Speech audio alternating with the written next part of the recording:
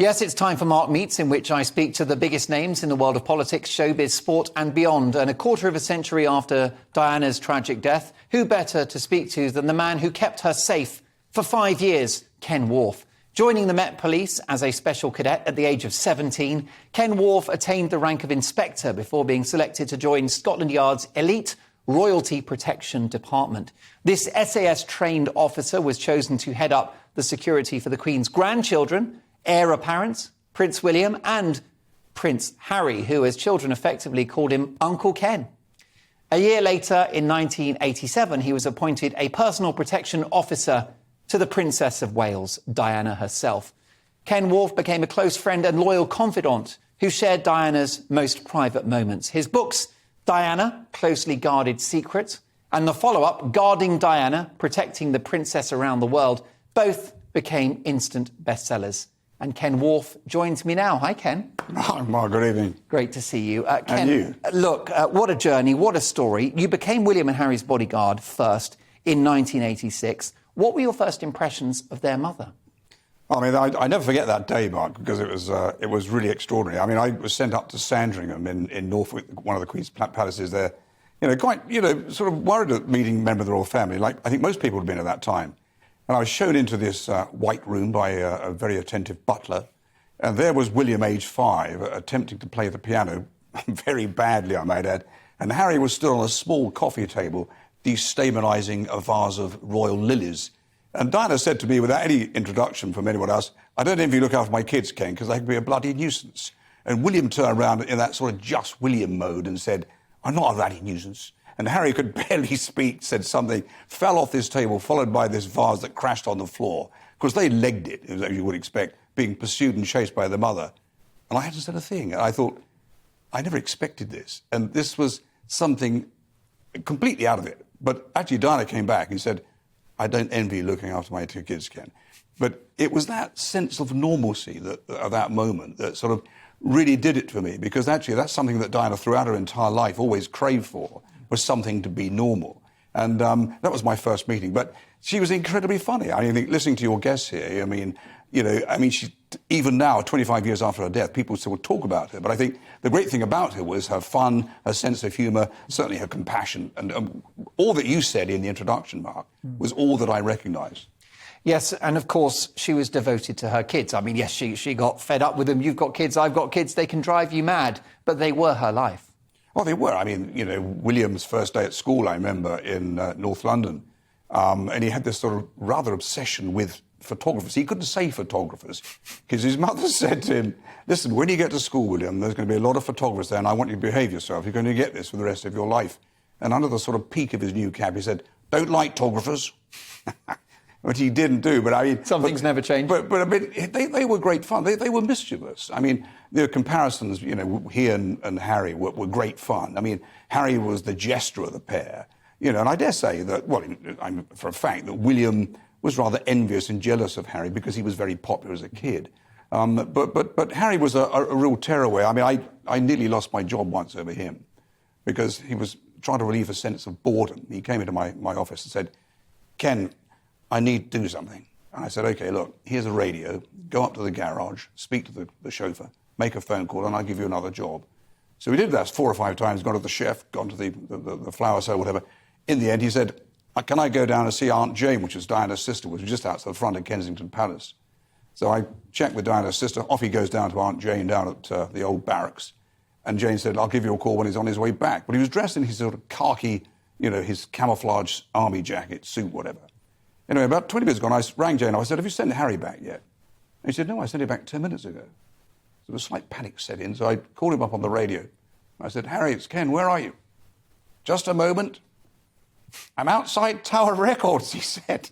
Did a left turn outside of Aunt Jane's and disappeared down to... This is not what I want to hear. But actually, it was the quickest run Mark had ever done. But anyway, there he was, this sort of small kid stood outside Tower Records with my radio and everything. But anyway, listen. Things happen like that. But great kids, I love them. They were fantastic. Great kids. And, of course, they're grown men now, each respectively married with their own children.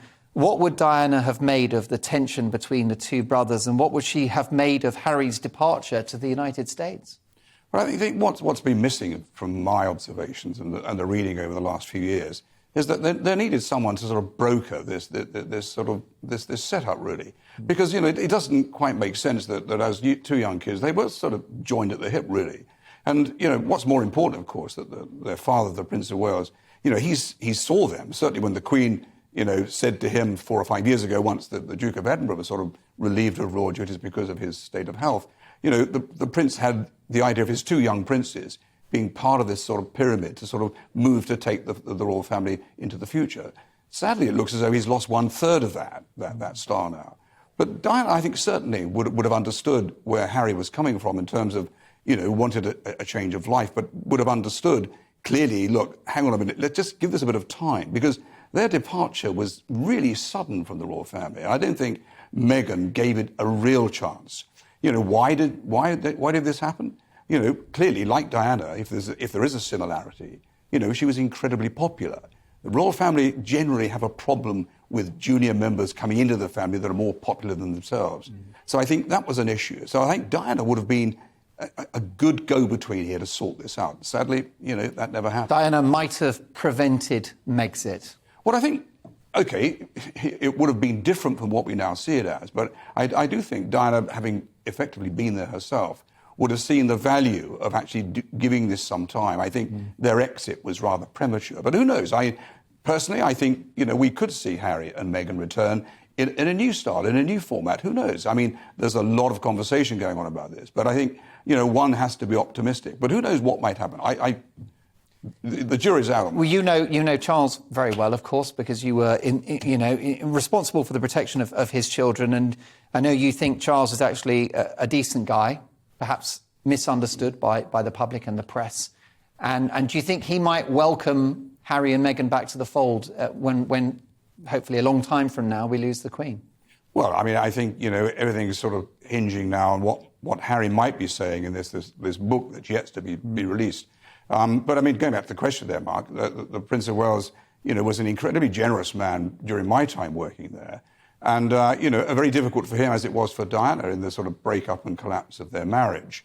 But to be fair to him, he acknowledged all the time when I was working that, his two children enjoyed the company of their mother more so than him. And he never sort of, wanted to change that, irrespective of there was a deal that they'd have the children every other week. But for most of the time, of course, Diana had the lion's share and more. But the Prince was, a very generous man and a very humorous man and a very funny man.